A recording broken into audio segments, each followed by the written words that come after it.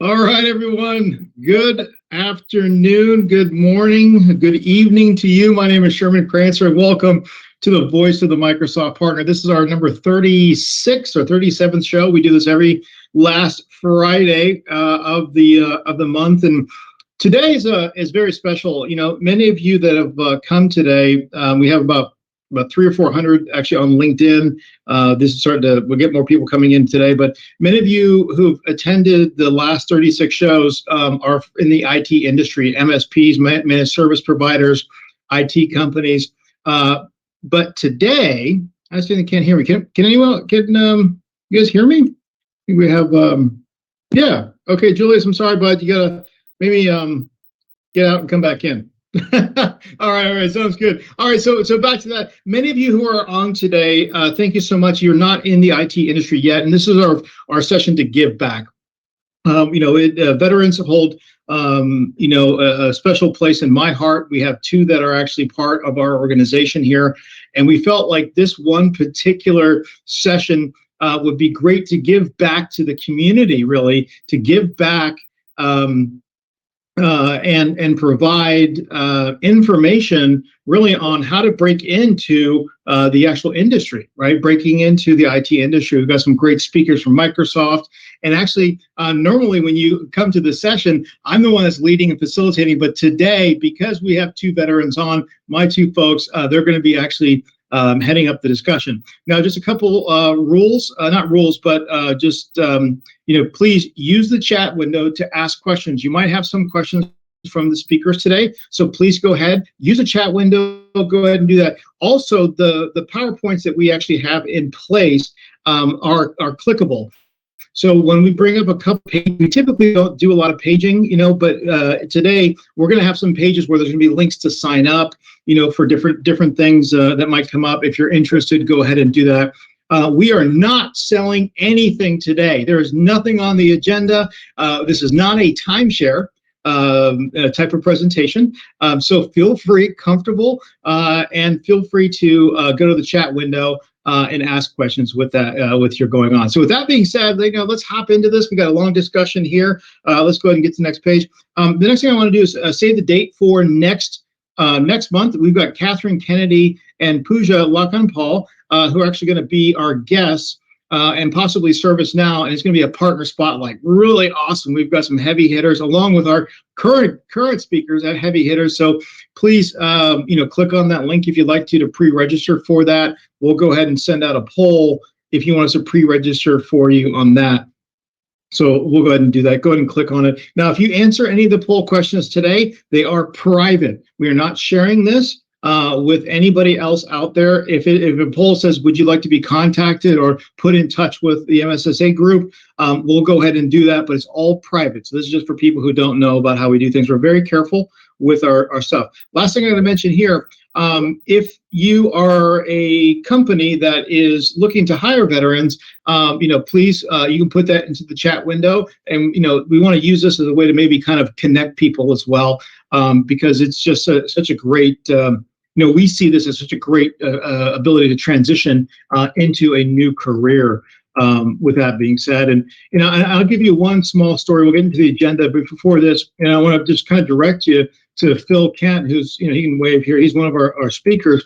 But Phil spent 20 years in the Marines, and he'll talk about this. But the reason why I'm bringing this up, is he knew nothing about Microsoft. He really came to us as green as he could be, right? And he is a very powerful force inside of our organization. We are so proud of him, what he's done, what he's accomplished in a short period of time, in less than 1 year. And he actually leads a lot of our Microsoft trainings for us. So, we're so proud of what he does. Then we have David, coming right in, from the Air Force. And while he did have a lot of air-conditioned rooms and great meals, he came to us and just slid right into level 300, 400 teaching opportunities. So this is I just want to share that. So it is near and dear to our heart for that. We do joke a lot between the two of them, who had the harder basic training, who's there. And we always have a laugh about it. So we're not proud here. So anyways, the agenda, it's just me doing the introductions. We'll talk about the guest speakers in just 1 second. We'll bring them on. Then we're getting right into Microsoft Software and Systems Academy discussion. We're going to have some PowerPoints. We're not PowerPoint heavy, but today there's some that we actually need. And then we have a giveaway. So we're going to keep doing giveaways. We like this stuff. Got some cool swag to put out there. And we'll be actually getting in touch with you if you win the giveaways. And we'll be sending it to you actually by snail mail over to you, as opposed to some of the other ones that we did in the past. So with that being said, let's go ahead and get our guest speakers up here. Why don't we just start off with the Microsoft group? I'm going to start with you, Terry, if that's okay. Would you mind just introducing yourself and your role? Then we'll go to Beth, then David, and then Phil. Sure. Good morning, good afternoon, good evening, to wherever you are located in the world. I'm Terry Henderson. I serve on the Microsoft Military Affairs team as a corporate engagement program manager. I did serve for 24 years in the United States Army. I'm very excited to be here with you today, and 18 of which I served in special operations community. So thanks for having me, and I look forward to speaking with you. Thank you. Thank you. Beth? Sure. Thank you, Sherman. Thanks for having us here today. It's a privilege and an honor. My name is Beth Jarvis. I'm part of the Microsoft Military Affairs team. I'm a senior engagement manager, have been with the team for going on 9 years now. And I am also a former Army officer. Wonderful. David, right? Go, David. Yeah, absolutely. Hey, everybody. Dave Glantz. Was in the Air Force for 6 years. Most of that time spent at Beale, and then I did get to augment with JSOC for 8 months. So been with the Crancer group here almost a year. Time goes by when you're having fun. We do a ton of events and immersion workshops. So really just excited to have this conversation. All right. Yeah, and good morning. My name is Phil Kent. I'm a facilitator here with the Crancer group. I've been here about a little bit over a year and a half now. I was in the Marine Corps for 20 years. I was a first sergeant in the Marine Corps. I won't bore you of where I've been because that would take forever, right? But I was a communications guy by trade, so a lot of technology, old technology sometimes. But getting into here, like Sherman said, I knew nothing. But all right, yeah, we call our office the safest place to be in a zombie apocalypse. Phil did 4 tours of duty and taught self-defense, and so yeah, like if there's a zombie apocalypse, you happen to be in Southern Orange County and near San Juan, make your way to our office. We're good. Okay. We got you. No problem. So, all right. With that being said, let's go ahead and move on to the next slide here. All right. So we're going to actually get into the actual program. And we have, this is one of our initial slides. So I'm going to go ahead and I'm going to just kind of start it off with Terry, if you wouldn't mind, I'm going to kind of aim this over to you, and then I'm going to be passing it off to my group. But really, can you tell us a little bit, how long has is Microsoft Software and Systems Academy program been in place? And, can you maybe help us understand who the intended, who's it intended for?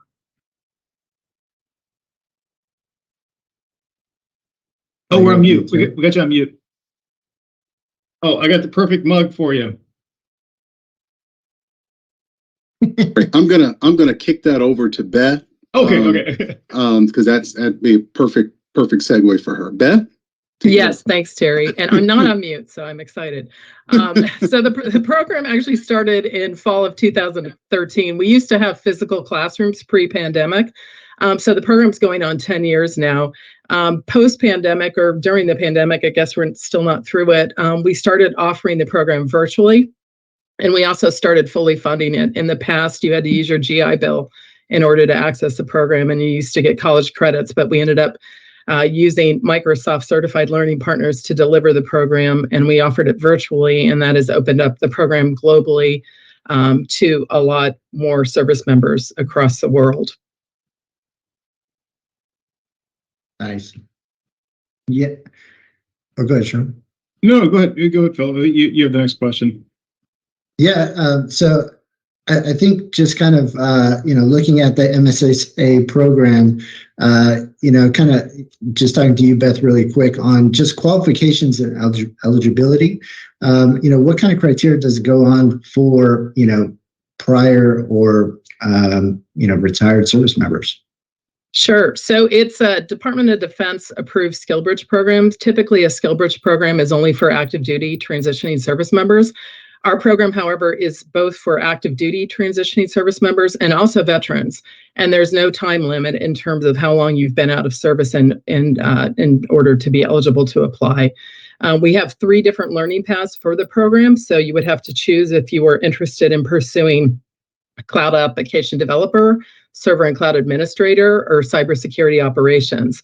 The cloud application developer and the server and cloud administrator learning paths are more of reskilling and upskilling programs. So anybody is eligible to apply for those. You do not need to have any prior experience in IT. However, the cybersecurity is a little bit different. It's more for folks who already have experience, 2 years of experience in IT, either in the military or in the civilian world. That's who is eligible to apply for the cybersecurity program. And both are 17 weeks long. They are a full-time program. They're delivered Monday through Friday, 8 to 4 every day.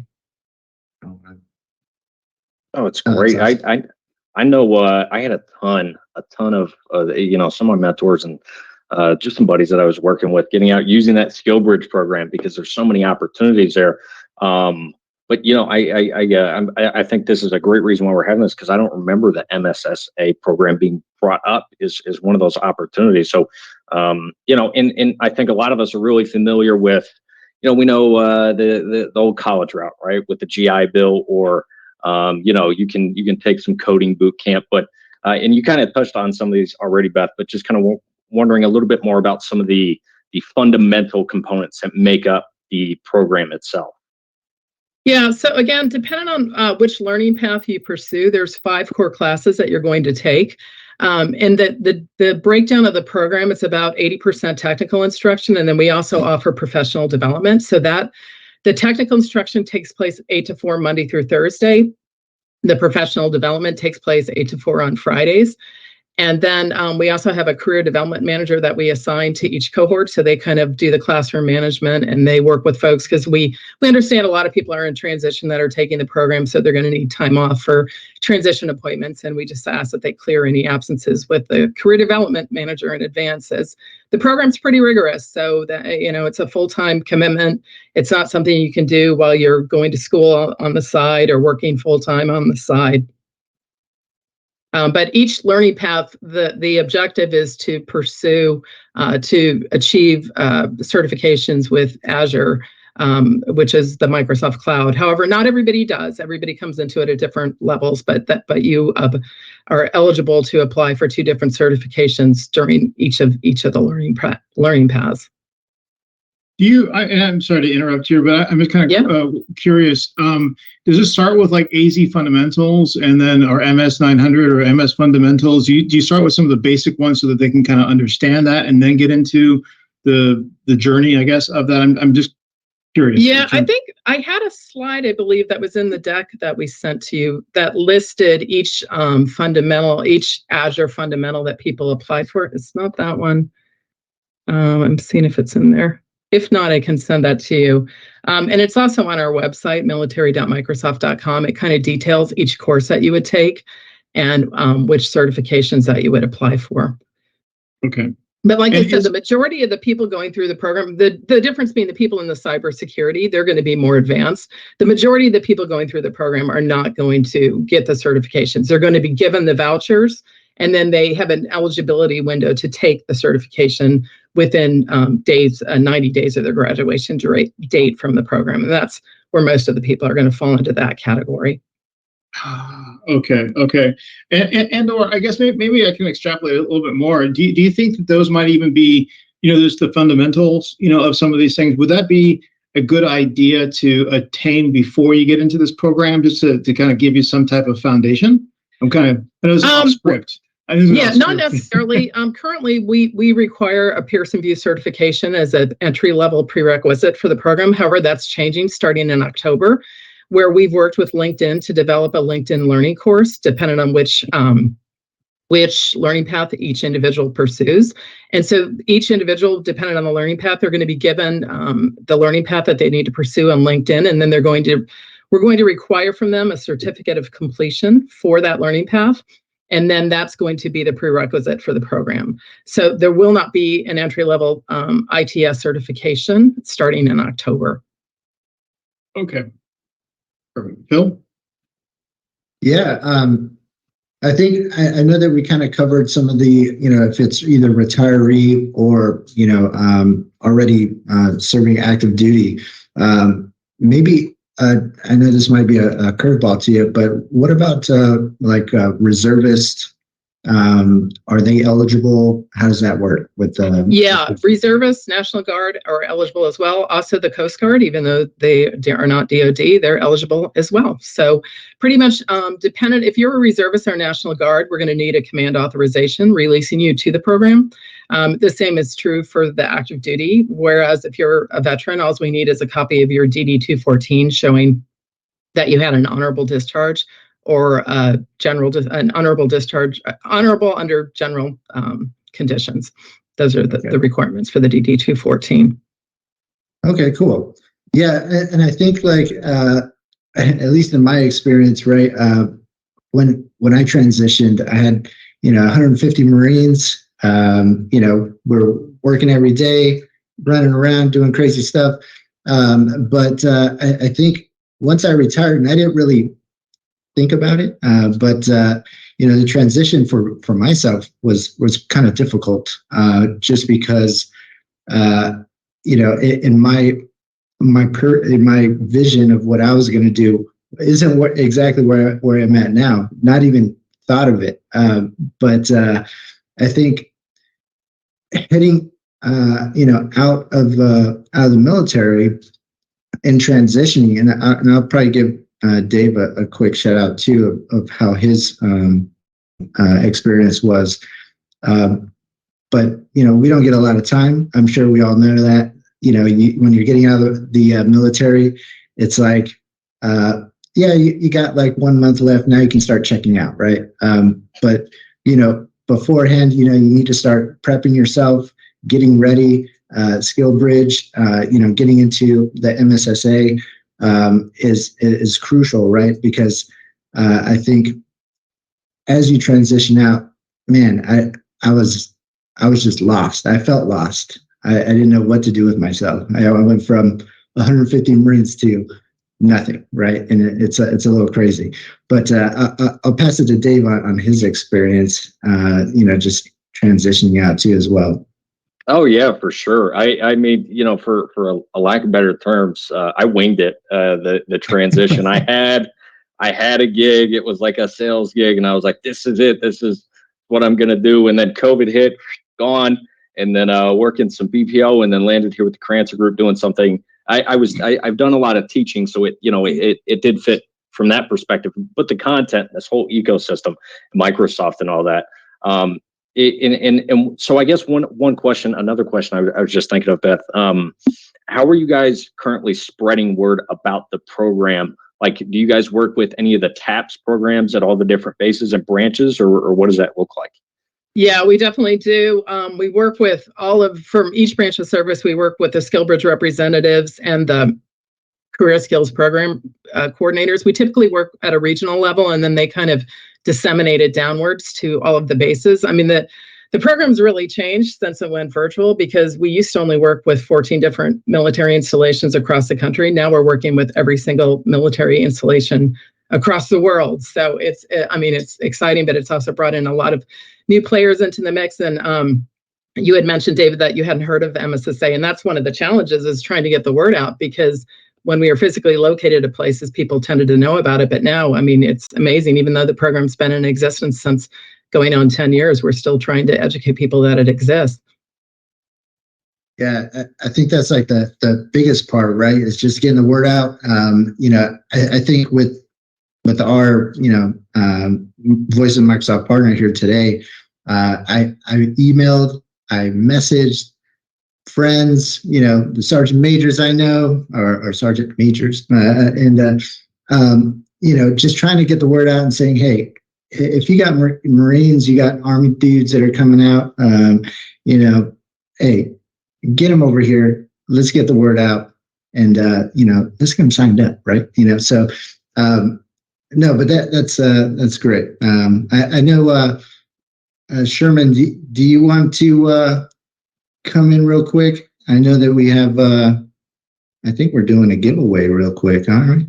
Yeah, we'll do that here. I think we had a couple questions, and I don't know, Terry or Beth, if you feel comfortable answering this, but one came from Eric Van Bibber, who's a great partner of ours. He's here every year. It says, do these programs lead back to DoD in some way for job placement, maybe as a GSA role, contractor, advisor? Do you have any insight on that, or? Well, Terry would be the best to answer that, but we have over 1,000 different employer partners, and I'll let Terry kind of elaborate on that one. Yes, yes to all of those, all the above. Most jobs we filter into corporate. I would say that across the board, but then the next level down, I would say DoD, and then our DoD or federal agencies that include Social Security Administration, IRS, and all the other alphabet agencies. And then people do have the option of going pretty much where they'd like to go based on location preference. But we really try to service all of our partners. And the reason of that is because Microsoft does not hire everyone that comes through the program. That's why we have so many hiring partners, and I actively recruit other companies to be part of the MSSA family of partnerships. Okay, so that actually gets to another thing. So if a partner wants to be available to hire veterans or military, would they contact somebody in your organization, your group, to kind of get on or go through whatever they need to do to become a hiring? Yes. As a corporate program engagement manager, they would contact me direct on the gateway, so to speak, for that, to discuss partner benefits, expectations, to level set everything going forward. Okay, that's great. And then we just had something from Prabhat. Hey, Prabhat, how are you doing, bud? Really great message there. Your Microsoft 365 Azure partner, GCC High, and DoD reseller, and they're always looking for the hiring veterans. That's awesome. And so if any veterans here that are looking for, I know Prabhat personally, definitely a great person and a company to work with. Go ahead and reach out to them on that. Now, if I'm just looking at a couple things here, I noticed the cloud application development, server and cloud administration, cybersecurity operations. First and foremost, do they pick just one learning path? Can they pick more than one learning path? Just curious. Beth? Yeah, I'm sorry. My dog just started barking. Okay. I was trying to buy myself some time. Apologies. I have someone dropping off mulch as we speak. Yes, they have to only choose one learning path per cohort. They can apply to more than one cohort, but they can only apply during each cohort cycle. So if they didn't get in, for instance, because it is a very competitive program, they could maybe change their mind about they want to apply to a different learning path, and they can do that during the next cycle. Okay. And you probably can't answer this question, but I'm going to throw it out because I'm sure people are wondering, which is the most popular? Oh, yeah, we can answer that. We can answer that. Server and cloud administrator is the most popular. I think because it's perceived as being the easiest to access in terms of if you're coming into it with no experience. Most people find it less intimidating than some of the other learning paths. And there's a lot of word of mouth marketing that goes on with our program, and people tell their buddies, and that seems to be the word on the street. And if you go on Reddit or some of those social media platforms where people are sharing stuff. There, you see a lot of that kind of chatter. But we have a lot of interest in all of the programs. The cybersecurity is our newest learning path. We're on our second offering of that. So that one right now, we haven't had as many applicants, also because it requires a 2 years experience. That is fantastic. And I'm going to, let's see, Dana just mentioned something really great, which I'm going to talk about, but I can give you some empirical evidence and some stuff to just for the veterans that are on here. So we were, as a company, Crancer Group works with a lot of Microsoft partners. So does so does Surveil, which I'm the president of as well. And what we found, just to let you know, like the side, when MSPs, managed service providers, IT companies are being valued, 2 years ago, you would look at a 3 to 4 times multiple, meaning that, what is their EBITDA? What is their revenue after interest, taxes, and depreciation? And then you would do a multiple based on that, right? And that's what somebody would want to sell their business for, right? Now that should be about 3 to 4 times multiple. Now what we're seeing in the past year is that's inverse. That's all of a sudden gone to about 1 to 2%, 1 to 2 times multiple. And the companies that are now asking for 4, 5, 6, and 7 times multiple are security focused firms, security focused MSPs. So if you're looking to get into the industry, in my opinion, just my personal opinion, there is so much opportunity in security. The recession's coming. So people are going to stop spending on buying IT, but what's not going to go away are the hackers and all of the security stuff. So it's in a way, in my opinion, okay, so I gotta be careful with this. It's not Microsoft's, but in my opinion, I think that's a safe bet. It's a safe bet of when you get into IT, you get into that. We're always looking for different things. So, and I just want to mention here, and Kathleen, can we go ahead and get started on the giveaway? And then I'm going to mention something from Dana. Dana Jones just says, Sentinel would be willing to partially or fully fund the salary of a candidate during the 17-week training of the candidate under certain conditions of successful completion. Who can we speak to regarding potential candidates? Well, first, let me just say that the Microsoft Software and Systems Academy is 100% funded by Microsoft. It does not come out of a service member's GI Bill, nor do any of our partners provide funding to support MSSA. That's awesome. Okay. Well, that's good to know. That's good. It's a great offer, Dana. And I think what we'll do is get you in touch with just kind of getting into the program. We'll go from there. All right, Kathleen, do you happen to have? We're going to do a couple giveaways here. Oh, look at this! And we have the spin the wheel of awesomeness. Let's see.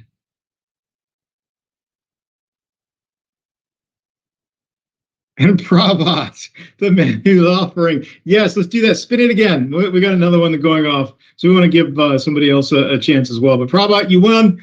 We'll send you a nice. And then Fred Cooper.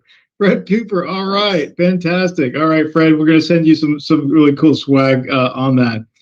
So back to you guys. David, do you have the next question or is it Phil? Yeah, I'll take it. Actually, I kind of wanted to ask everybody here that's with us. I just want to see what your current status is. So really quick, are you active duty? Are you a reservist, veteran, or maybe just a partner? Showing some support here. Let us know. I'll give you a few seconds there to answer that. Appreciate it. All right. Look at them all rolling it. Awesome. It's looking like half and half. Yeah. All right. All right. That's fantastic. Now, I've got a question here. It probably for Terry, but we kind of highlighted it a little bit, but just maybe if we could learn a little bit more about some of the post-program options and the opportunities for the grads themselves, right? Like, we mentioned some of them are going right back to DoD roles or, things of that nature. But is there like a consensus of where a majority go, or do you kind of see everybody all over the place, or what does that look like? I would say primarily, it's probably about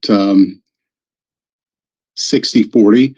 60% probably go into commercial on a corporate side. We saw corporate side, and then other ones they go to government, and then the government is broken down into different areas of government, whether it be somebody mentioned GCCI high on the cleared talent side, and then for non-cleared, it could be IRS, Social Security Administration, some other governmental agency. But what I found, the 138 that I've mentored through the program, the majority of them, and it's mainly out of the special operations community, decided not to go back into the DoD. Some want to stay within the tip of the spear to leverage their TSSCI with poly clearance, and we applaud that. We do have space for them with our company, but some just want to kind of like hang up the uniform and do something different for a while. And the corporate structure is totally different. I've worked in both, of course. It's a little bit. It's not a little bit. It's totally different. But some people want to continue to run the race, and those that do. Have the opportunity to still be part of the tip of the spear, but in a different area. So it really all depends on the person's background. And to Beth's point, we do spend a lot of time talking to them about professional development. It's professional development on steroids because all of our CDMs are professionals. And then we have the other piece, and that's why the program is very difficult. I'm sure it could be, but it's very difficult to duplicate the program, just because of the infrastructure and the resources that we have at our disposal to make it better and better each and every year. And so the reason I want to answer that question this way, our mentors and our CDMs put a lot of effort in helping that veteran transition service member make the decision and right decision for that next step. So we invest a lot of time and resources in them choosing that company, even though or that agency, even though we don't get any funding or anything like that directly from it, but we want them to be informed and make a good informed decision for that next career move when they step out of the uniform. That's incredible. Nice. So it's not like you're just kind of throwing them to the wolves either. You're not like, hey, here's all this great information. Here's some people you might be able to work for. You're like actually physically going through that vetting process. That's incredible. Awesome. Yeah. And I know that we're talking about like, employment and with employment, how many or what's the percentage per se on, the graduates that complete the MSSA program? Well, 95% is our stat line. That's the data points that we collect. It's about 95% graduate, and that 5%, people oftentimes ask what happened to the 5%, and it's generally they leave the program due to a hardship in their family. The spouse gets sick, there's a sick parent, maybe they get injured in a traffic accident or something like that, God forbid. But we do allow them to come back to the program if that does happen. That's awesome. Yeah, that's a great percentage. Yeah, but I'll just add, for someone not to make it through the program based on they just couldn't hack it is very, very rare, just because of all those other resources. They speak with their CDMs, their career development managers every day. They're constantly engaged. And then you can't learn unless you struggle. And so everybody's on the struggle bus. But remember now, we do a lot of work up front when they come into the program, right? In our screening process, because our expectation is that they're going to work for Microsoft. But we also tell the employers, our hiring partners, that they don't get the leftovers. It's just that we only place in 3 primary locations: Redmond, Washington, Las Colinas, Texas campus, which is outside of Dallas, and also the rest of Virginia, which is our national security group. But that is general. There will be outliers from time to time, but all the service members know what they're getting into, that it's tough, it's demanding, very rigorous, as Beth mentioned, but that's how we produce the best, we feel, to come out of our program. No, that's awesome. And then maybe just kind of fall a little bit up in this realm, Terry. Like, do you guys have any sort of, I guess, follow up in place with, after you get placed and all that good stuff? Do you guys reach back out to them, see how they're doing, or get feedback from the companies? Like, what does retention look like after going through the program? It's a great question. Retention looks really, really good, but let me answer it this way. Now, first of all, we say up front, once MSSA, always MSSA. So just as if you would graduate from college or you were in a historical Army unit, you develop, or Marine unit, you develop this strong cohesive bond. That's what occurs in a cohort process. So they develop strong bonds and relationships with one another, but also with their career development managers. So they know they can always reach back. So generally, as they are interviewing for these different roles, we want them to have two to three options outside of a Microsoft option, because you would never go to combat with one magazine. At least I would never go to combat. So we want them to be fully stocked, fully staffed, ready to fight. And again, we've trained them how to fight, how to go out and look for that job, and how to be best prepared. So as they go through the process, they're constantly reporting back to, not to me, not to Beth, but to their CDMs, who's been on the ground with them day and night, literally over a 3-month period in the trenches. And so they'll let them know. They'll report back and says, hey, this is what I'm offered. What do you think about this? But it's a service member who makes the job, make that transition and gets a position.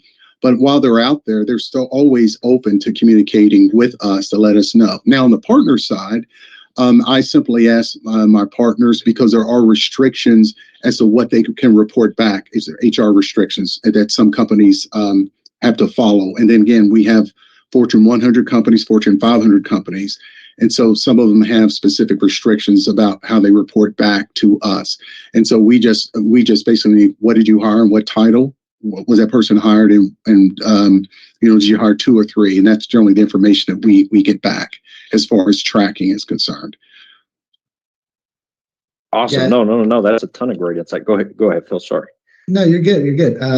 That's great, because I think the biggest part of transitioning out of the military, right, is that pride of belonging to something else, right? And it's great to hear that, once MSSA, always MSSA, right? So I think that's a huge thing, because, we always say, I can't wait to get out. I can't wait to get out, Yeah. But do we really know, is the grass greener on the other side, right? And I think a lot of times you're kind of scared. At least I was like, man, I don't know. I think I should probably just stay where I'm at. But it was time to go, right? And just having that built into you, just in the military in general. You always want to be a part of something, or that brother or sisterhood that we have normally, right? So really good to hear. And I know that we're going to get into more of the partner aspects. I just want to check to see anybody on our team, just seeing if we have any questions, just in general for the veterans out there. Let me know in the chat, and I'll ask them. But I kind of want to get into the partner aspect, right? I think that's a huge thing. So, Phil, if you don't mind, I don't mean to cut you off, but before Sure. we move to this topic, I got one more quick question. And feel free, either Beth or Terry, whoever maybe this pertains to best. And feel free to use bias too. But do you guys see any branches in particular that tend to transition better into this program, or any role types that tend to transition into this program? What have you guys kind of maybe seen from your perspective? It depends on who you ask. Yeah. So Army. That's what I was gonna say. Yeah. You're talking to 2 Army officers. So, now there's 2 parts that way I can answer that. Now, when you're saying transition into the program, or who do well on the outside. Now, personally speaking, I have seen someone from the infantry out of 82nd, paratrooper, come into program. The only thing they even knew how to do was turn on a computer. They didn't even know how to use Excel. Never used PowerPoint, right? They had one of their junior people use PowerPoint, right? Show them, one of the kids.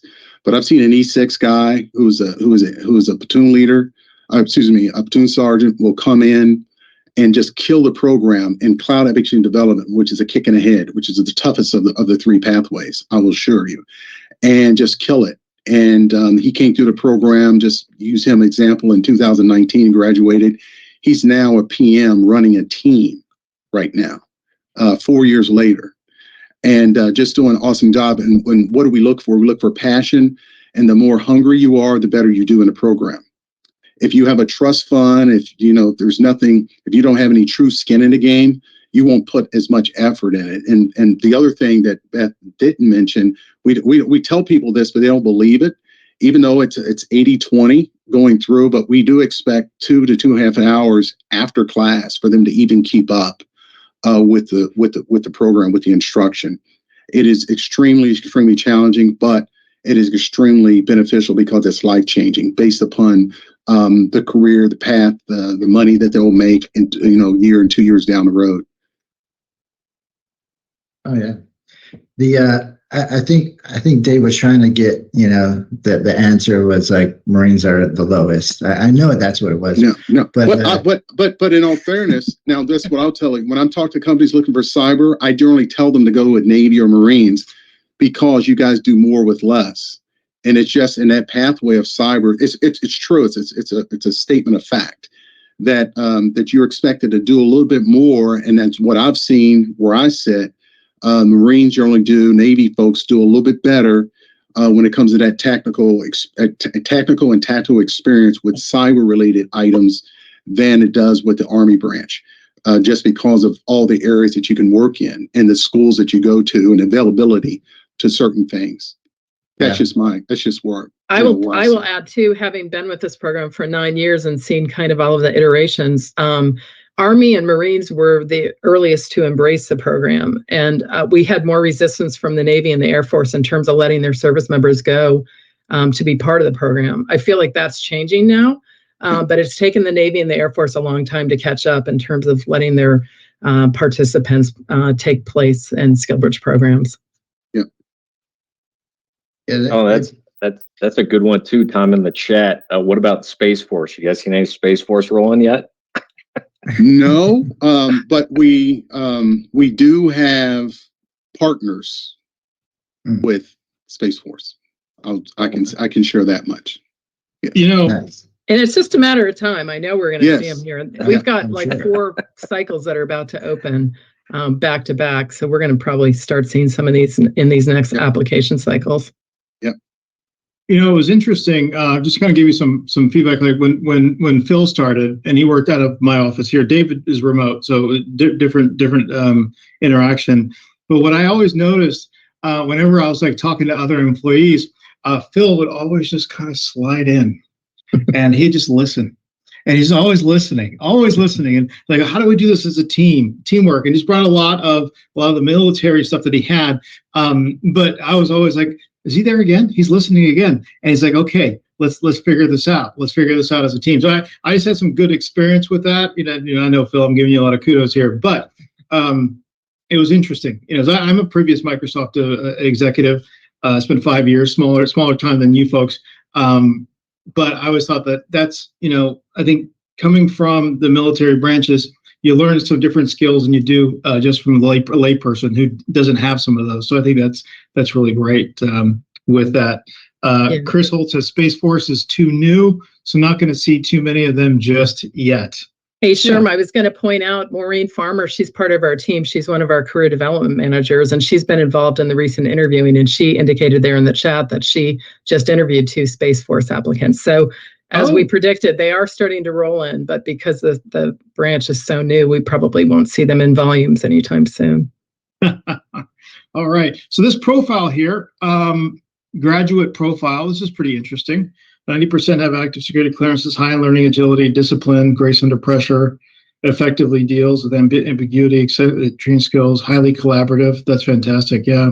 So it is changing so much. And, it's interesting with what I found with Phil and David especially is, IT changes almost every day, over every week. There's something new that comes out, and you really have to be open to just, it's okay. It's going to be different tomorrow.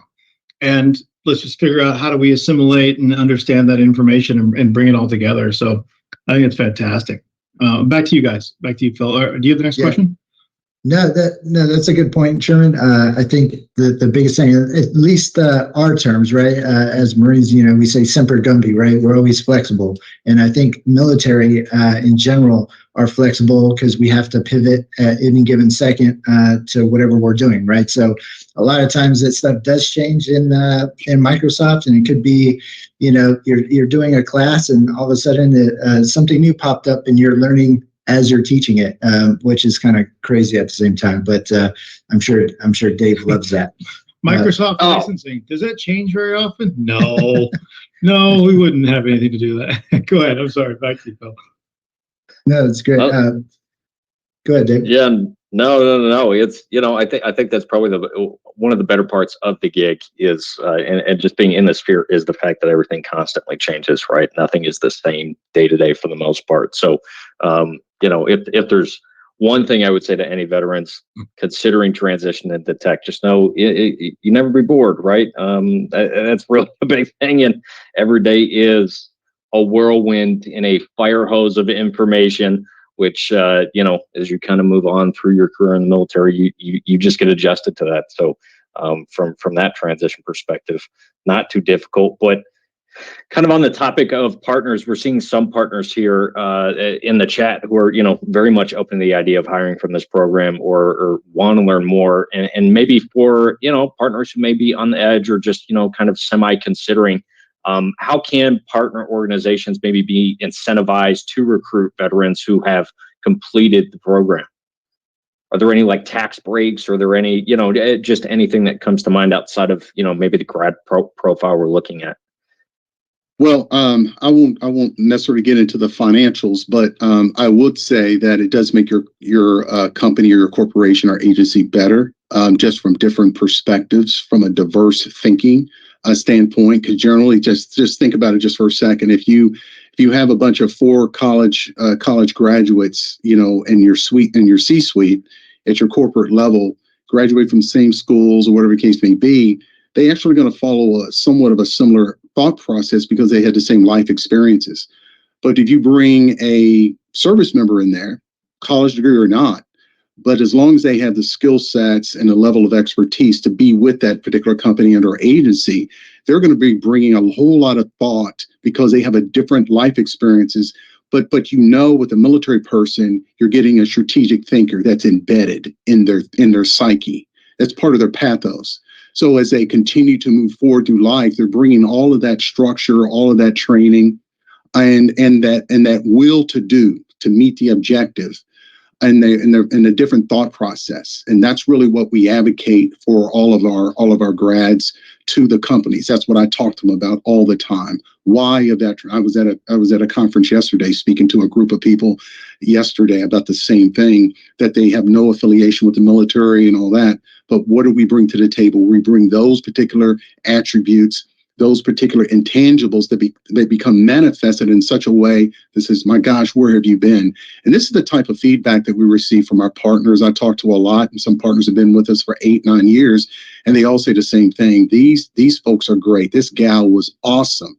This person, do you have any more? And I said, yeah, we have a talent pool that we keep churning them out because as the Army or the military branches keep releasing them, they keep coming to our program. And so we're very ecstatic. We're always very high on our grads, always high on our veterans, but to come through the program, it's just something special to us to watch them blossom and mature out there in the IT world. That's a great answer. Thank you so much for that, Terry. Hey, Reva, could you pull up links that some folks that might want to click on? Perfect. Okay, then let's transition to the last question I think Phil has. Phil, do you want to go? I just want to make sure that this is clickable as well. So you should be able to click. If you can't click, we can actually. Actually, I can do it. I can click in here. So yeah, you should be able to click into any one of these links. Now, I was just going to say, I don't know how it is in every other, business out there that's in tech, right? But when I showed up to the Crancer group, we had like bean bags and we had snacks, and I was like, I'm in. Like this is the best thing ever. I can go take a nap for 15 minutes, like for real. Like that's a thing. I'm in. Like let's do this, right? No, that's at least in my experience, I was blown away. I was like, wow, this is really great. I do want to send out another poll really quick. And I just want to see if any of our current Microsoft partners are interested in hiring veterans from MSSA. Just please go ahead and answer that really quick. A quick yes or no. I'm sure all of them are going to be yes anyway, right? A no would be funny. That would be. Yeah. You're in the wrong meeting for a no. That's what. Yeah, and I know that we got a lot of the benefits, and advantages for hiring veterans, Terry, with companies out there.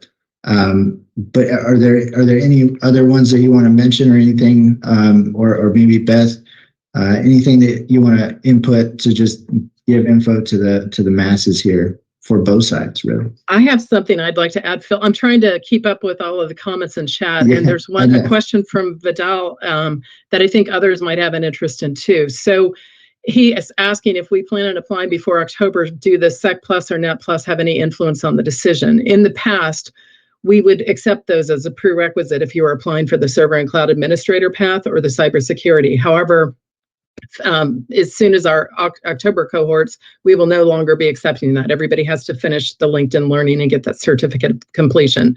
So yes, we are accepting the Sec Plus or the Net Plus for the August cohorts. However, I will caveat that by saying we have a 2-week application window for each of the cohorts. And for that August cohort, it actually ends on April 3rd. So there's only a couple of days before you can even apply to that one. And then we start recruiting for October, and that application window, the 2 weeks is May 15th through 29th. So it's a little bit confusing, but for each cohort application cycle, we only have a 2-week application window, which puts you in the queue, if you will. And then after that, we're going to need all of the supplemental, the LinkedIn Learning completion, your command authorization if you're active duty, your DD 214 if you're a veteran, all of that comes later. But to apply, you have to apply when the link goes live on our site during those 2 weeks for the respective cohorts. That's good. And I'm going to put out another poll really quick. I just want to see if, what veterans out there or maybe active duty are interested in learning more about MSSA. So go ahead and give us a quick shout out, either yes, no thank you, or not sure. But let us know. I'm sure all you're going to say yes, right? First Sergeant said yes. No, I'm just kidding. Yeah, and then while we're doing that, why don't we just allow Terry and Beth maybe just final thoughts here, from the program. And Terry, do you mind if we just go to you first and give us your final thoughts? Sure. I would just say when I got out back in 2006, been out for a long time, there wasn't anything like this, any platform. So I want to commend the Crancer group first and foremost for having us on, but also for leveraging this. And this is great for engagement, to talk to people like Phil and David and share experiences, and they're giving back, and that's awesome. But I would always say to plan your exit, when, like said, if you're on active duty, you always want to plan your exfil. And so you want to do the same thing with this. You want to plan your exit. And I would say if you're planning on getting out, if you're retiring, 2 years out, it's not soon enough. 2 years, for as a good runway. 2 years out, if you're unsure, connect with people who are already out. Go to platforms like this so you can get some good insight from real people, not somebody who has an opinion, but who have lived the real deal, like Dave and Philip. And I think that's key. Thanks again for having us. Thank you, Terry. Yeah, and Terry kind of stole my thunder. I was going to say something similar, because when I got out too, there was no such thing as skill bridge programs. I'm dating myself by admitting that, but these are really the way to go. I mean, it gives you a safety net to get out. You're still being paid while you're on active duty and you're transitioning, and 9 times out of 10, you're going to have a job at the end of it. So it's really the way to go. And for those who are veterans and, don't despair, it's still a great avenue for you for the programs that do accept veterans. And to just add one other thing, for those who don't already know this, if you are a veteran, if you're active duty, and or if you're a military spouse, you are entitled to 1 free year of LinkedIn Premium. So we always like to make sure people know that as well, because that's a great resource for you as you transition and job hunt. And again, I just reiterate, we appreciate the opportunity to be here. We appreciate all of the interest and the great questions, especially on a late Friday afternoon. At least that's what it is on the East Coast. So thank you all for this opportunity and for your engagement. Well, thank you. I mean, this was our one of the year that we do give back, and we're looking forward to. We've had such great experiences, and if you are veterans right now, please, we'll follow up with you. We'll send everybody this information, this PowerPoint, how to contact, how to get involved. Just look at it. I know a lot of you signed up with your Gmail or Yahoo or whatever. So go in there, and if you see something from the Crancer group, it's okay. You can click through there. It's okay. Look at that, no problem. But look for that in the next 24, 48 hours. If you haven't seen it, just go ahead and contact us back, and we'll go ahead and do that. We'll also help facilitate some of these conversations with folks that are interested, with some of the partners that we know. So we influence probably about 700 partners, typically a month, come to these sessions. So we're happy to help in any which way possible. So with that being said, thank you so much for your time today. Everybody here, thanks for coming. For those who won the award or the giveaway, we'll be sending the cool merch your way. If you want to contact myself, Sherman.Crancer@surveil.co, or my brother, rcrancer at crancer.us. Happy to talk with you guys. But thanks again for your time. We always land the plane good. We're a few minutes early today, but just want to say thanks again. Have a great afternoon. And next month, Catherine Kennedy and Pooja, that's going to be awesome. So thanks again. Have a great afternoon. Talk to you guys soon. Bye-bye. All right. See you guys.